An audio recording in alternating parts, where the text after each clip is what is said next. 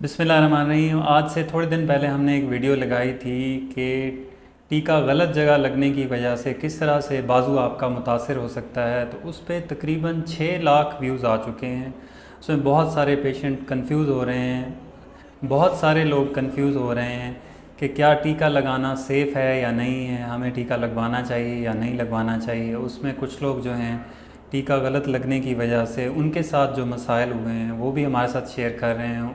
वो पूछना चाहते हैं कि टीका गलत लगने के बाद इसको अगर किसी का हाथ जो है वो बेजान हो जाता है, इस तरह से हो जाता है, या बाजू दर्द करता है, या बाजू पूरा सुन्न रहता है टीका गलत लगने की वजह से, तो उसमें ट्रीटमेंट ऑप्शंस क्या होती हैं, क्या वो बेहतर हो जाता है या नहीं। तो थोड़ा सा हम आपको बताते जाएं कि टीका अगर तो आपके डॉक्टर ने बताया है कि इंजेक्शन लगने हैं तो वो आप बेफ़िक्र होकर लगवाएं। अगर गोश्त में बाजू में टीका लगना है तो उसमें आपने इस बात का ध्यान रखना है कि आप सबसे पहले जो है वो एरिया जो है वो एक्सपोज कर लें, कपड़े के ऊपर से ना लगाएं। उसमें आप सेपरेट स्वैब यूज़ करें ताकि उसको एरिया को डिसइंफेक्ट कर लें। उसमें इस चीज़ का ध्यान करें कि सिरिंज जो है वो बार बार यूज़ ना हो, नई सिरिंज इस्तेमाल हो, नीडल से बार बार उसमें प्रिक ना हो। तीसरा जो आपने उसमें जो ज़्यादा मसला होता है वो ये होता है कि टीका जिस जगह पे लगना चाहिए उससे अगर ऊपर नीचे लग जाएगा तो उसकी वजह से इस किस्म के मसाइल जो हैं वो पैदा होते हैं। उसमें आपने क्या देखना है कि सबसे पहले जो शोल्डर की सबसे ऊंची जगह है उससे आपने 3 फिंगर्स नीचे एक मसल है जिसको डेल्टॉइड कहते हैं, इसकी बेली में लगाना होता है। वो कैसे आप ढूंढोगे कि ये मसल कहाँ पे है? आप शोल्डर की जो सबसे ऊंची जगह है, जो टॉप है, उससे 3 उंगली की पैमाइश करें इस तरह से आप, और जो ये जगह बनेगी उसको इस तरह से पकड़ लें। जब इस तरह से पकड़ेंगे तो ये ट्राई एंगल बन जाएगी, ऐसे 3 नुकरें बन जाएंगी। इसके सेंटर में लगाना होता है। आप ऐसे पैल्पेट कर लें और सिरिंज को 90 डिग्री के एंगल के ऊपर इस तरह से आप लगा दें उसमें इंजेक्शन। अच्छा, अगर आपको ये 3 उंगली की चौड़ाई जितना अगर ये समझ ना आए तो सिंपल समझने के लिए ज़रूरी है कि जब आप टीका लगवाएं ना तो ये जो बगल का एरिया है, बगल के एरिए से आपने नीचे नहीं जाना टीका लगाते हुए। साइड में जब बाजू में टीका लगाएंगे गोश्त में तो आर्म पिट यानी बगल जो है उसके नीचे नहीं टीका लगाना होता। अगर आपको ये रूल इसकी समझ ना आए तो इसमें इस चीज़ का ध्यान करना होता है। उसमें एरिया भी एक्सपोज कर लें। अच्छा, ख़वातीन में मसला इसलिए होता है कि प्राइवेसी की वजह से बाज़ औक़ात ख़वातीन जो हैं वो कपड़ा ऊपर नहीं करती, तो वो कहती हैं कि ऊपर से ही इंजेक्शन लगा दें। या ये है कि अगर सामने टीका लगाने वाला मेल है तो वो भी ख़ातून के पर्दे की वजह से वो कहते हैं कि चलो आप एरिया एक्सपोज ना करें, उसमें कपड़े के ऊपर से लगा देते हैं और अंदाज़े से लगा देते हैं। अब वो अंदाज़े से लगाने की वजह से जो एरिया जिस एरिया में इंजेक्शन लगना चाहिए उसकी बजाय थोड़ा ऊपर नीचे लग जाता है। उसकी वजह से बाजू ऐसे अचानक से फिर कलाई जो है वो काम छोड़ जाती है।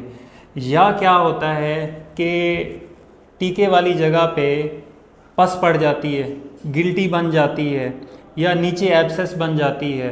लेकिन हमारे पास जो ज़्यादा केसेस आते हैं, जो दूसरे मामलात के केसेस हैं, वो ज़्यादातर सर्जन के पास जाते हैं। हमारे पास आते हैं बाजू की वीकनेस के साथ, जिसमें कलाई जो है वो ऊपर उठाना उनके लिए, कलाई ऊपर करना उनके लिए मसला हो जाता है। वो ऊपर नहीं कर पाते कलाई इस तरह से, और उंगलियां सीधी नहीं कर पाते, ऐसे कलाई ऐसे बेजान रहती है। या फिर हमारे पास आते हैं कि बाजू पूरे में दर्द है, टीका लगवाया था। या फिर आते हैं कि बाजू में टीका लगवाने के बाद से बाजू अब तक सुन्न है, पूरे का पूरा बाजू सुन्न हो जाता है। तो उसकी वजह यही है कि टीका ऊपर नीचे कहीं, यहाँ पे एक नर्व होती है जो आगे रिस्ट की ये मूवमेंट करवाती है, उसमें इंजेक्शन लग जाता है तो उस नर्व की इंजरी हो जाती है। बाकी जो आईवी इंजेक्शंस हैं वो चाहे यहाँ पे लगने हैं, यहाँ पे लगने हैं, यहाँ पे लगने हैं, वो आप लगवा सकते हैं। उसमें इस तरह के कॉम्प्लिकेशंस बहुत कम होती हैं। इंट्रामस्कुलर इंजेक्शन में इस तरह की कॉम्प्लिकेशंस ज़्यादा होती हैं। तो इसमें अगर तो फ़ीमेल के लिए प्राइवेसी का इशू है तो आप कोशिश करें कि आपके आसपास जो भी क्लिनिक हॉस्पिटल हैं जहाँ पे फ़ीमेल स्टाफ हों, आप अगर प्राइवेसी की वजह से एरिया एक्सपोजर नहीं कर पाते मेल के सामने तो आप उनसे करवा लें। तकरीबन शहर में तो हर जगह फ़ीमेल स्टाफ होता है हॉस्पिटल्स क्लिनिक्स पे। अगर देहात में, गांव में अगर आपके जो मेडिकल स्टोर्स हैं, जो छोटे मोटे क्लिनिक्स हैं, वहाँ पे अगर मेल स्टाफ हैं और फीमेल स्टाफ नहीं है, तो उसमें आप जो है, जो आपके करीबी बेसिक हेल्थ यूनिट्स हैं, जो कि अब मरियम नवाज़ हेल्थ क्लिनिक्स हैं, वहाँ पे 24 घंटे फ़ीमेल स्टाफ होता है। तो अगर बटक्स में लगवाना है या बाजू में, गोश्त में टीका लगवाना है, तो आप वहाँ से एरिया एक्सपोज करके, कपड़ा ऊपर नीचे करके तसल्ली से लगवा लें, इस तरह की परेशानी से बचने के लिए। दूसरा, फ़ीमेल जो हैं जिनका बटक्स में इंजेक्शन लगाना होता है, उसके हवाले से मैं आपको बताऊं, जो नीचे कूले में या बटक्स में जो इंजेक्शन लगना होता है, उसमें आप राइट या लेफ़्ट बटक को आपने 4 हिस्सों में, लेफ़्ट या राइट बटक को आपने 4 हिस्सों में डिवाइड कर लेना होता है। ये ऊपर वाले 2 एरियाज़ हैं और ये बटक्स के नीचे वाले 2 एरियाज़ हैं। तो इसमें जो बटक्स का बाहर वाला हिस्सा होता है, ऊपर वाली साइड पे, उसके सेंटर में इंजेक्शन लगाना होता है। आउटर क्वाड्रेंट, अपर क्वाड्रेंट में आपने इंजेक्शन लगाना होता है बटक्स में। वो कहाँ पे लगाएंगे? उसमें क्या होता है, फ़र्ज़ करें आपने यहाँ बाहर वाली साइड पे ऊपर वाले हिस्से में लगाना है, तो वो अंदाज़े से लगाते हैं, नीचे लगा देते हैं।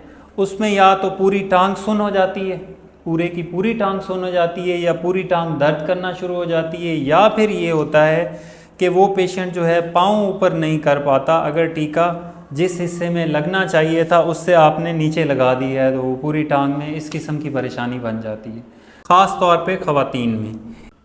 इसी तरह से जो छोटे बच्चे होते हैं, जिनका मांस बिल्कुल ही ना होने के बराबर होते, इतनी इतनी बाजू होती हैं, उसमें भी आप इंजेक्शन लगाते हुए, अगर आपने इंट्रामस्कुलर इंजेक्शन लगाना है, तो बजाय कि आप छोटी सी बाजू में जिस पे मांस होता ही नहीं है, जिसका डेल्टॉइड बच्चे का होता ही नहीं है, या बहुत ही कम मैस होता है उसमें, वहाँ पे लगाने की बजाय आप बटक्स पे लगा लें तो वो ज़्यादा बेहतर है और सेफ़ भी है। इसके अलावा ये भी इस चीज़ का ध्यान करें कि सिरिंज बार बार इस्तेमाल ना हो, हर दफ़ा नई सिरिंज इस्तेमाल करें टीका लगाते हुए, और बार बार एक ही सिरिंज से एक से ज़ायद मरतबा प्रिक भी नहीं करना होता, और कपड़े के ऊपर से भी आपने इंजेक्शन नहीं लगाना होता। शुक्रिया।